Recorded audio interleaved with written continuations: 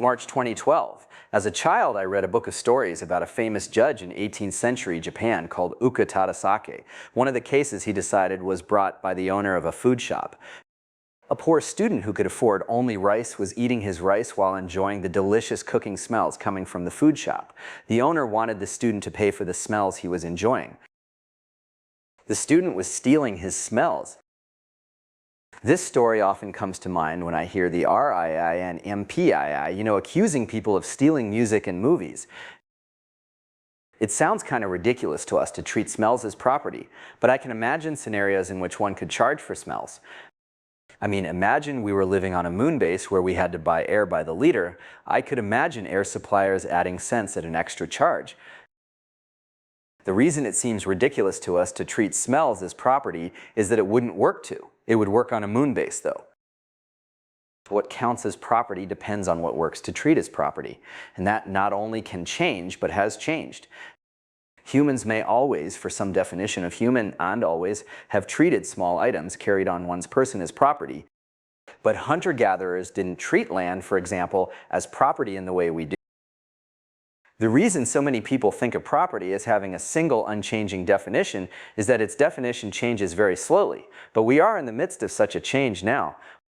The record labels and movie studios used to distribute what they made, like air shipped through tubes, on a moon base. But with the arrival of networks, it's as if we've moved to a planet with a breathable atmosphere. Data moves like smells now. And through a combination of wishful thinking and short-term greed, the labels and studios have put themselves in the position of the food shop owner, accusing us all of stealing their smells.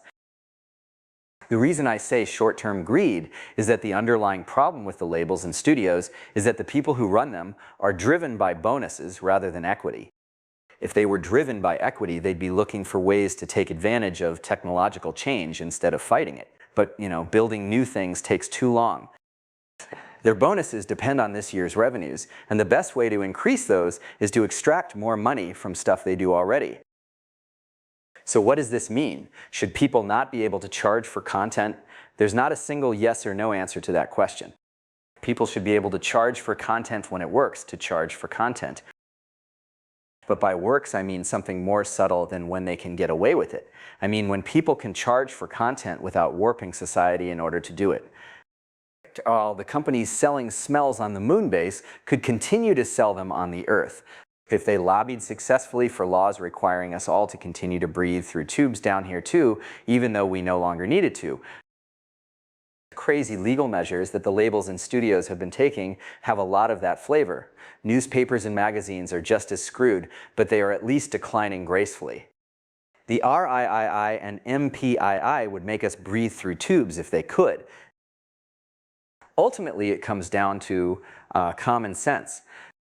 When you're abusing the legal system by trying to use mass lawsuits against randomly chosen people as a form of exemplary punishment, or lobbying for laws that would break the internet if they passed, that's post-fact evidence you're using a definition of property that doesn't work. This is where it's helpful to have working democracies in multiple sovereign countries.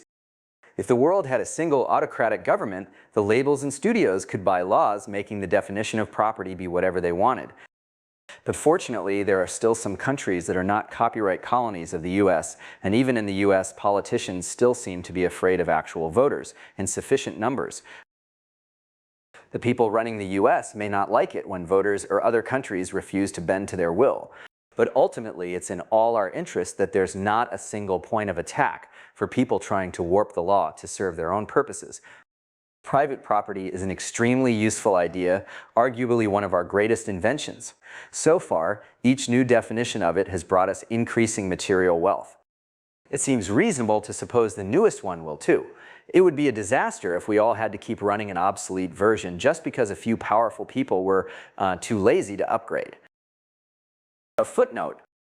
Change in the definition of property is driven mostly by technological progress, however, and since technological progress is accelerating, so presumably will the rate of change in the definition of property.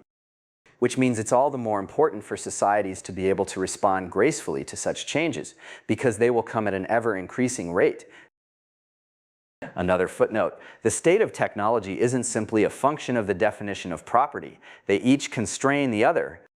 But that being so, you can't mess with the definition of property without affecting and probably harming the state of technology.